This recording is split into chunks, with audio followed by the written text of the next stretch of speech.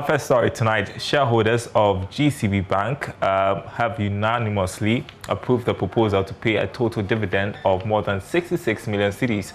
The approval was given at the shareholders' annual general meeting in Accra. This follows the move by the bank to reward its shareholders after ending the year 2020 with a significant increase in profits and general performance of the bank. Here's a report. This is the second time the bank is paying dividend to shareholders despite a directive from the Bank of Ghana to commercial banks not to pay dividends. The bank recorded growth in profit before tax of 610.83 million cedis from 573.67 million cedis in 2019, a 6.5% increase attributable to revenue growth. Here is board chairman of the bank, Jude Arthur, announcing the move. Accordingly, based on our 2020 profits, strong capital and liquidity, the board of directors recommend a dividend payment of 0.25 pesos per share, representing a 25% increase in 2019. We have obtained regulatory approval from the Bank of Ghana, and subject to your approval, the dividend payment will be made to all shareholders registered in the books of GCB at the close of business on Friday, May 21st, 2021. Ladies and gentlemen, we have made good progress in spite of the challenges that came with the COVID-19 pandemic. The board chairman also highlighted some significant performances for the year under review. Despite the challenges of the COVID-19 pandemic, your bank performed reasonably well for the year under review. The improvement in financial results was supported by balance sheet growth and income diversification. We recorded growth in profit before tax of 610.83 million cedis from 573.67 million cedis in 2019, representing a 6.5% increase, which was mainly attributable to revenue growth. Net interest income was up 29.1% from 1.168 billion. Shareholders also approved a special resolution to change the bank's name from GCB Bank Limited to GCB Bank PLC and also amend the bank's constitution accordingly. Now, government has given the assurance that funds borrowed for the establishment of the National Development Bank will not be paid by Ghanaians. Government has so far secured more than $300 million as initial capital from its development partners to support the bank's establishment. However, there are concerns about the impact on the public debt stock and whether repayment will be done through taxes. But speaking on PM Express, a business edition, Director of Financial Sector Division at the Finance Ministry, Samson Aklego, said that debt will be solely repaid by the bank. Payment going to be worked out? Oh, George, I can tell you the development bank is being modeled to be financially sustainable. The only thing that makes it a bit moderate is that it has a big balance sheet. It has it has a government support. You know, that is why the EIB, the World Bank money, and because it's a big institution, each credit, you know, if you do the credit metrics for it, it's able to borrow at a lower, it's at a lower interest rate. So this is a financially, it is not any burden to the government. No. But some and when this thing came up and you followed discussions on social media, a lot of concerns out there was that, okay, so if government had this money, couldn't it have restructured the existing institutions and just turn them around, and rather to allow spend some extra money in collapsing some banks and then going in for this loan to set up? These are concerns out there. What do you tell those who are there who raise concerns? Listen, we spend X amount of money in cleaning up the banking sector, and now we are going in for a loan to set up another bank. No, George, you know, I don't know. One, let me address the issue of the loan. These are concerns. Yes. The loan, you know, we are not, as I said, we are not getting for loans. See, for example, I think the World Bank facility, as I explained, is a line of credit. This is actually the money that the bank will use to work. Do you understand? And pay and make money, you know, yes, in addition to the bank's capital. So I am a bit like, so I don't want, so it is not like, a loan, That'll be borne by the state? No, it's, for example, the World Bank and the European Investment Bank is a money that the state has taken and on lend to the development bank. But it's like a net debt position. It's an asset that the state has created. It's not to consume or to do social infrastructure. So if you look at the economy today, which sector is the most profitable? The banking sector. Yeah. So if you get, and these loans are concessional, they are about 3% in dollar terms. If you bring it to the bank, and from all that we are doing, the most important thing is that this money should be drawn when a project or a product is available. It is very clear that this is actually a net positive position. So this thing has been structured in a way that the bank itself is going to pay for it. Yes. And it's not something that will be borne by me, George, or government because it's a guarantee and there's a problem and all the rest. It will be solely on the books of the development bank to pay for it. No, so there's KFW money is going straight to the development bank. The World Bank and the European Investment Bank is a concessional facility taken by the government and then on lend to the development bank through a subsidiary agreement. But it is it's like a working facility that is going to be unleashed into the economy for it to pay back. Meanwhile, Mr. Kligo says the bank will be insulated from political and external influence. We have agreed as part of the project's preparatory document that all recruitments will be done through an independent process, independent competitive process. And it's taking up next month, it means the recruitment is almost through, right? So we have the board has gone through that process, independently selected and everything. We are also making sure that the rest of the process, again, it's an agreement between us. I said we are not doing this alone. For the first time, we are bringing other parties across. Another thing that I also indicated is that we're going to have observer status from KFW and the World Bank on the board. And I also indicated that the board is going to have an international appeal.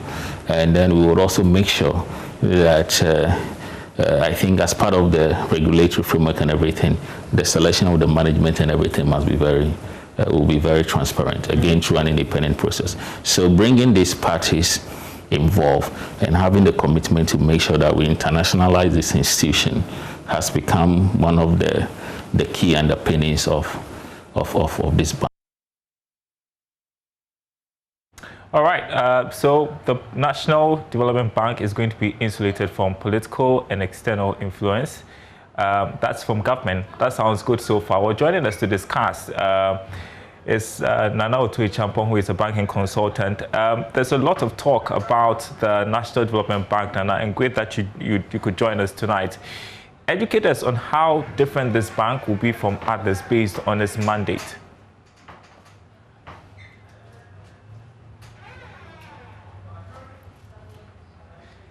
Nana, you may have to unmute for us. We can hear you. Yeah. So, nice. Good evening, Darren. Good evening. Now, I was saying that the word bank in the name of the vehicle is something that is confusing the public, and I think it's instructive that we try to explain. Now, the vehicle that is being used is one that is used for the purpose of economic development, similar to what we have with Exim Bank. Exim Bank hasn't got anything to do with banking. Right. It's a vehicle that is used for export. So equally, this has got nothing to do with banking. Secondly, the law setting it up is entirely different from the law setting up our Universal or other banks. So that if we are able to make that clear to the general public, then I think any attempt to try and compare the Development Bank Ghana with, say, NIB or ADB then becomes futile. So having established that, what this bank is going to do is, as has been said by Mr. Kligo, to get long-term finance from sources and on lend. Because if we go back to our normal commercial banking, there's what we call a maturity expectation gap, which means where you are taking deposit and you are granting loan as a bank, your depositors expect shorter maturity for the money they leave with you. They can bring it today, leave it for a year, or leave it for 1 day. On the other hand, those who are borrowing from you expect that when they borrow, they will get a longer maturity time to pay back the loan that they have borrowed, simply because the projects that they are going to use the money for are long-term projects, agri, real estate, manufacturing, and so on. So we cannot situate the role that the development bank is going to play within those being played by the existing commercial banks, because they have got this maturity expectation gap. But on the other hand, with the development bank, they are not going to do any deposit taking. It's simply going to be borrowing to on-lend to industry through the existing commercial banks. So I think once we make that clear from the onset, people will get a better understanding and appreciate what the development bank is setting out to do. And based on what you said and based on what is stipulated in law, then there's no fear that the bank would veer off its mandate. Or then again, we can't be sure because of what we've seen happening in the past. Well, if they stick to, and McGregor said they've already appointed a board, so the board knows the mandate that they are going to work with. The only thing is, whilst the commercial banks are regulated by Bank of Ghana, this one too is going to be regulated by Bank of Ghana, but under the Act 1032, but not Act 930. So that is the only difference. But since they are going to be a regulated institution, we are certain that they are going to keep to the mandate that has set them up and deliver as expected.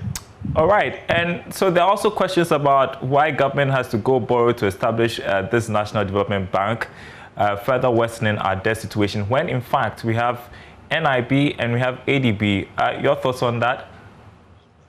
Larry, you are falling into that trap again, because as I said, the two are entirely different. Because what a development bank is a vehicle that government sets up to use for economic development. On the other hand, the NIBs, the ADBs are private sector banking that is set up to take deposit from the public and grant loans. So the two shouldn't be on the same pedestal at all. So, and therefore, the development bank, they have to get their finance from somewhere. It's already been indicated they will have both equity and debt.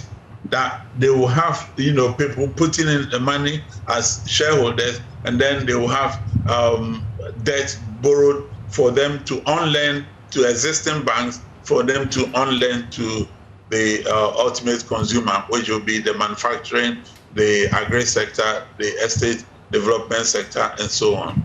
Well, I brought that up again because we tonight heard Mr. Kligos talk about the fact that the institution will self-refinance the loan payment, and so then you just wonder, is it feasible? And I brought that up also because of our debt situation.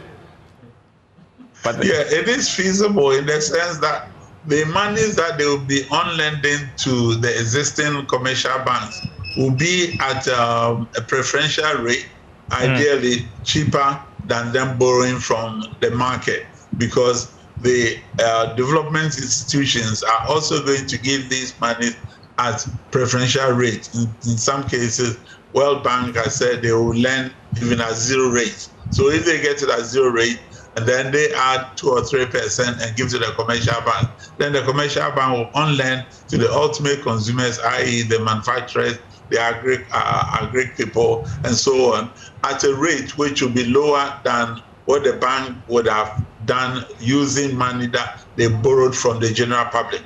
So let's see it as a special tool that we use for economic development in other jurisdictions. And in fact, Ghana is amongst one of 66 countries that have this type of structure. In Africa, we have 13, in Europe, 23, in Asia, 22, and the Americas, both North and South, have 8. So it is not a new thing. It's something that has existed, and some of them have names without the word bank in it, probably because of this confusion. And with the benefits of hindsight, That's how we should have approached it. We should have said, we've got a development institution that is going to be used for economic development. And then people wouldn't have been, spending sleepless nights trying to find the comparators between the development bank and ADB or NIB. You get the point. I get it. The word bank causing us to think so many things. And it's always insightful to talk to you. I appreciate that you could spend some time with us tonight. And do have a great weekend.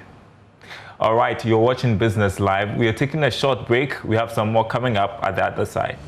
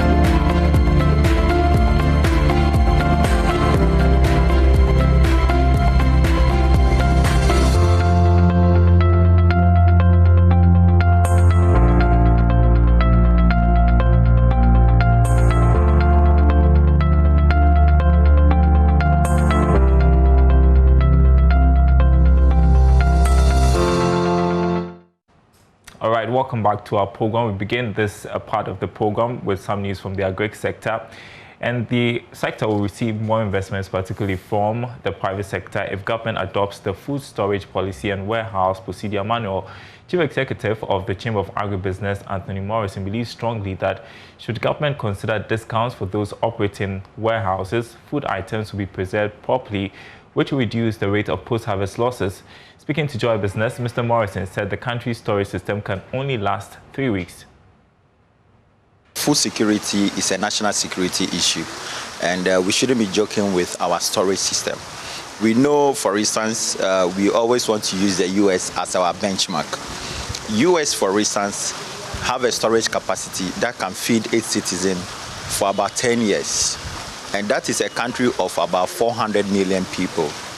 In Ghana, our food storage capacity can only feed us for 3 weeks, and we are 32 million people. That should tell you the challenge we have.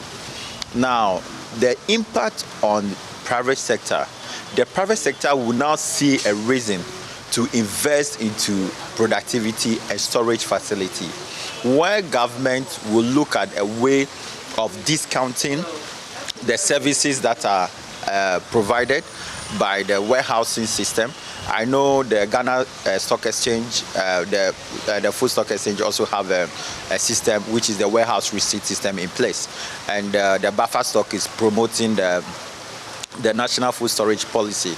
At the end of the day, if I'm to do about 10,000 acres of maize, I can directly give it to the National Food Storage Company to store it. And government can give me a continuous discount in the process, and I know that I can monetize my goods that are in the warehouse. And also, I know that I'm strengthening food security for the next 5 to 10 years. Next to the Ashanti region, where the Asante Otumfuo II has encouraged the Ghanaian business community to be quick in adopting new technologies if they're to stay globally competitive. He's positive such technologies will ensure the business continuity and sustainability in the wake of growing economic uncertainty. The Asante was addressing the annual accountancy conference by the Institute of Chartered Accountants Ghana, held in Kumasi. Prince Apia has more in this report. The Asantehene was addressing the annual accountancy conference by the Institute of Chartered Accountants Ghana, held in Kumasi. We need to be abreast with technology because the business environment is changing, and we must learn to change along with it. So today, our businesses have become technology-driven because we are steadily digitizing and harnessing virtual payment platforms to drive a cashless economy. We need to remind ourselves that the accounting profession comes with onerous responsibilities and heavy duties. Technological advancement can improve the accountant's ability to reduce errors, interpret data effectively and efficiently, and thereby enhance decision-making. The challenge is how you, as professionals, not only stay up to date with most recent advances in technology, but also adapt the technology where necessary to suit our local conditions and environment in order for our businesses to stay healthy, productive, and competitive in our globalized world. He encouraged the business community to be quick in adopting new technologies if they are to stay globally competitive. The Otumfuo also encouraged accountants to increase collaboration with other professionals to maximize opportunities for Ghanaian businesses under the African Continental Free Trade Area. The fragile state of the Ghanaian economy may seem to expose us to greater risks. On the other hand, one has to wonder whether the economy can withstand any cutback on spending, especially during this period. Not only do the people of Ghana have to understand and indeed appreciate the policy options we make, we need the international community also to be reassured that the policies have the broad support of informed opinion in the land. And that is on you, the Institute. Ghana has been fortunate to be the host country for the new African Continental Free Trade Area. It is an opportunity of a lifetime, and I hope our businessmen and women, and upon advice of the chartered accountants, to step up the plate to reap the benefits of this massive global market. More than 1,000 accountants converged at the CCC Auditorium in Kumasi for 3 days to discuss issues affecting the association. Professor Williams Atwilig is president of the Institute of Chartered Accountants Ghana. We accept wholeheartedly the challenge that you have thrown to the profession to become a voice on national issues. We take that challenge and we will do the best that we can to bring our expertise on national issues. We also take the challenge to collaborate with other professions so we can come up with ways that we can take the country forward post-COVID. Prince Apia reporting. And that report ending Business Live tonight. Thanks for watching, everyone. There's more news on our website, myjoyonline.com/business. My name is Darryl Kwao. Enjoy your weekend. See you.